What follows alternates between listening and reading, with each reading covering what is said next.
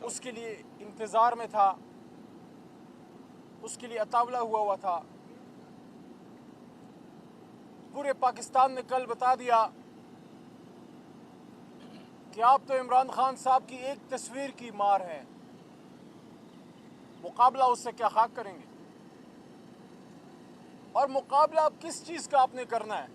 قوم نے تو فیصلہ سنا دیا، قوم نے تو بتا دیا آپ کو۔ 9 اپریل کی رات جب ہماری حکومت ختم ہوئی اور مجھ ناچیز کو اللہ نے موقع دیا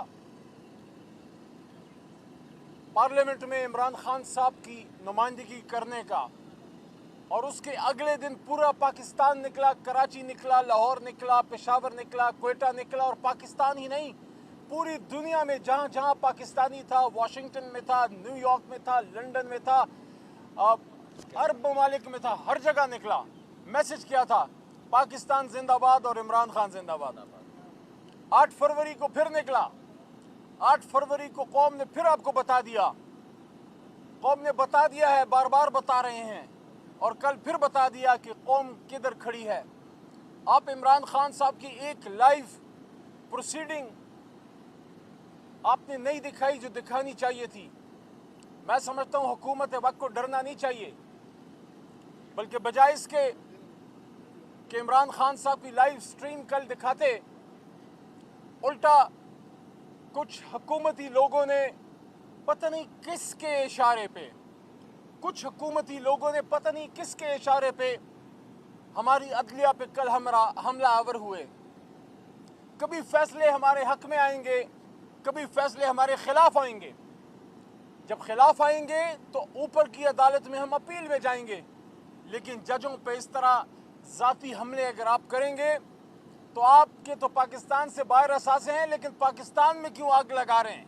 اگر انصاف کا نظام نہ رہا تو جو تھوڑی بہت جو ایک امید ہے، جو تھوڑا بہت پاکستان سے لوگوں کی ایک امید ہے، اس کو بھی ختم کرنے جا رہے ہیں۔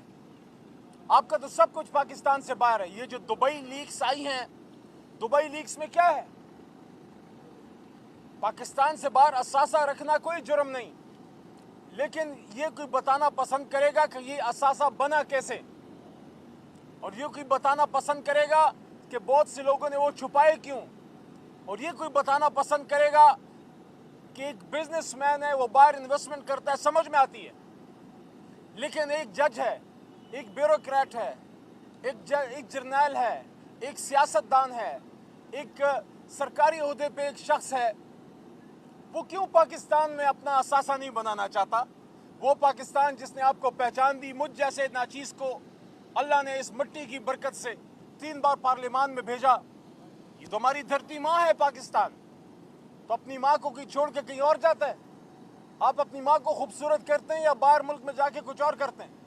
تو میں تو حیران ہوں کہ وہ ملک جو آپ کو کیا سے کیا بنا دیتا ہے، آپ اس ملک کو اس قابل نہیں سمجھتے کہ اس میں ایک فلیٹ تک آپ خریدنے کے روادار نہیں ہیں، جس نے 25 کروڑ میں سے اٹھا کر آپ کو وزیر بنا دیا، آپ کو جج بنا دیا، آپ کو جرنیل بنا دیا، آپ کو سیکٹری بنا دیا، گریڈ 21 گریڈ 22، ایک فلیٹ کے روادار آپ نہیں ہیں۔ اور پھر ہم پہ سوال ہوتے ہیں محبتوں کے، ہم پہ پرچے کاٹے جاتے ہیں ملک سے غداری کے، جنہوں نے ملک بنایا، جنہوں نے پاکستان بنایا، ہم پہ دہشت گردی کے پرچے کاٹے جاتے ہیں، جن کا سب کچھ پاکستان میں ہے۔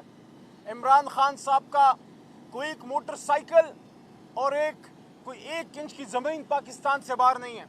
وزیر اعظم بن کے بنی گالا کے پڑوس میں بھی کوئی انہوں نے 5 مرلے کا فلیٹ نہیں لیا۔